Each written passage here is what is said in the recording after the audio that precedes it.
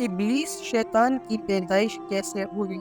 کیا ابلیس سے پہلے کوئی شیطان یا جن موجود تھا؟ اللہ تعالیٰ نے ابلیس کے لیے جوڑا یعنی اس کی بیوی کب پیدا کی؟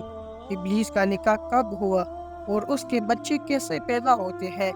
کیا دنیا میں موجود شیاطین و جنات ابلیس کی اولاد ہے؟ اس سب کو جاننے سے پہلے اگر آپ ہمارے چینل پر نئے ہیں تو آپ سے گزارش ہے کہ ہمارے چینل کو سبسکرائب کریں، گھنٹی کے بٹن کو آن کریں تاکہ آپ کو مزید ایسی ہی معلوماتی ویڈیوز کا نوٹیفیکیشن بر وقت ملتا رہے۔ پیارے دوستو، اب آتے ہیں اپنی ویڈیو کی طرف۔ قرآن پاک سے پوچھتے ہیں کیا ابلیس کی کوئی اولاد موجود ہے؟ اس بارے میں اللہ تعالیٰ قرآن پاک کی سورہ کاف میں فرماتے ہیں، اور وہ وقت یاد کیجئے جب ہم نے فرشتوں سے فرمایا تم بابائے آدم کو سجدہ کرو، سو ان سب نے سجدہ کیا سوائے ابلیس لعین کے، وہ جنات میں سے تھا تو وہ اپنے رب کی اطاعت سے باہر نکل گیا۔ کیا تم اس کو اور اس کی اولاد کو مجھے چھوڑ کر دوست بنا رہے ہو، حالانکہ وہ تمہارے دشمن ہے؟ یہ ظالموں کے لیے کیا ہی بڑا قتل ہے جو انہوں نے میری جگہ شیطان کو منتخب کیا ہے۔ پیارے دوستو، اس آیت میں اللہ تعالیٰ نے فرمایا ہے کہ شیطان جنات میں سے ہے۔ اس کے علاوہ ابلیس شیطان کی کثیر اولاد کا ذکر فرمایا ہے، لیکن اب سوال یہ ہے کہ یہ اولاد کیسے پیدا ہوتی ہے؟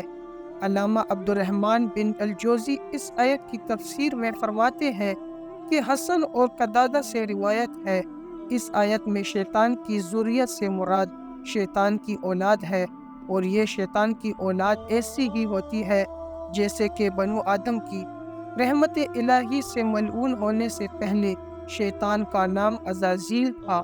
آدم علیہ السلام کو سجدہ نہ کرنے اور حکم الہی کی خلاف ورزی کی پاداش میں اس کا نام ابلیس تجویز کر دیا گیا۔ شیطان بھی اسی ابلیس کو کہتے ہیں۔ اللہ تعالیٰ نے آگ کے شعلوں سے ایک جن کو پیدا کیا، اس کے بعد اس کے لیے ایک بیوی پیدا کی، اسی جوڑے سے تمام جنات کی نسل دنیا میں پھیلی۔ نزہۃ المجالس کے حدیث میں ہے کہ جب اللہ تعالیٰ نے ابلیس کی نسل اور اس کی زوجہ پیدا کرنی چاہی تو شیطان پر غصے کا القاء کیا۔ غصے کی وجہ سے آگ کی ایک چنگاری پیدا ہوئی، اس چنگاری سے اللہ تعالیٰ نے ابلیس کی بیوی پیدا کی۔ حضرت مجاہد رحمۃ اللہ علیہ کہتے ہیں ابلیس سے نسل پیدا ہونے کی کیفیت یہ ہے کہ اس نے اپنی شرمگاہ کو اپنی ہی شرمگاہ میں داخل کیا تو 5 انڈے دیے۔ ان کا کہنا ہے اصل ذریت یہی ہے۔ حیات الحیوان میں شیطان کی افزائش نسل کے بارے میں روایت کچھ اس طرح مذکور ہے، اللہ تعالیٰ نے ابلیس کی داہنی ران میں مرد کی شرمگاہ اور بائیں میں عورت کی شرمگاہ پیدا کی ہے، جس سے ہر روز 10 انڈے نکلتے ہیں، اور ہر انڈے سے شیطان مرد اور شیطان عورتیں پیدا ہوتی ہے۔ پیارے دوستو، یہاں یہ بات آپ کو بتانا چاہتے ہیں کہ جنات اور شیاطین 2 الگ مخلوقات ہیں۔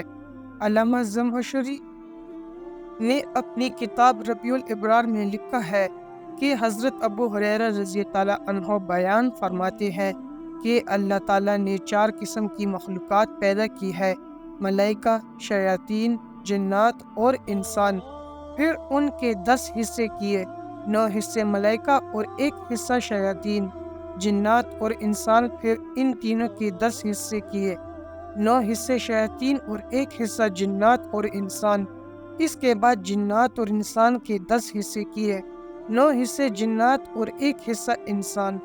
قاضی ثناء اللہ پانی پتی تفسیر مظہری میں لکھتے ہیں انسانوں کے باپ ابو البشر، جنات کے باپ الجان، اسی طرح شیاطین کا باپ ابلیس ہے۔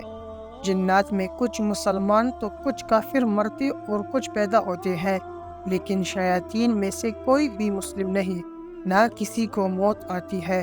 جب قیامت سے 40 سال پہلے ابلیس مرے گا تو اس کی اولاد اس کے ساتھ مرے گی۔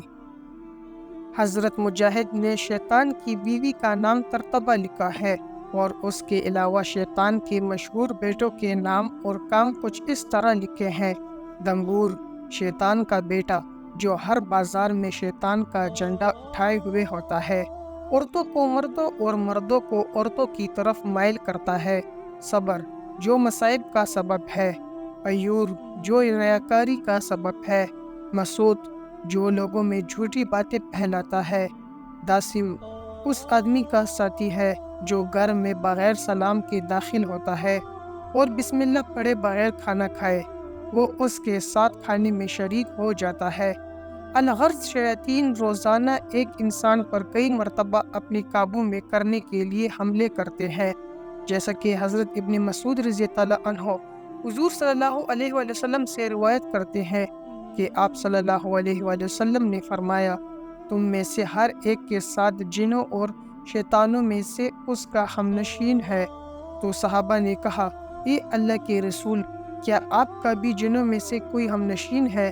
تو انہوں نے فرمایا، ہاں، مگر اللہ تعالیٰ نے میری مدد فرمائی اور وہ مسلمان ہو گیا ہے، تو وہ مجھے بلائی کے علاوہ کسی چیز کا نہیں کہتا۔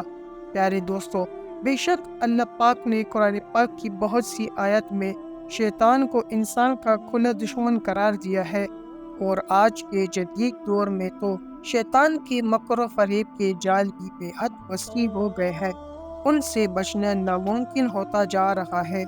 بے شک نجات اسی میں ہے کہ ہم اللہ تعالیٰ سے ہی شیطان مردود کی پناہ مانگے۔ اللہ پاک ہمیں شیطان کے وسوسوں اور چالوں سے محفوظ رکھے، اور نبی کریم صلی اللہ علیہ وآلہ وسلم سے بے حد محبت عطا کر کے ہمیں اچھے کام کرنے کی توفیق عطا فرمائے اور ہمارا خاتمہ ایمان پر کرے، آمین۔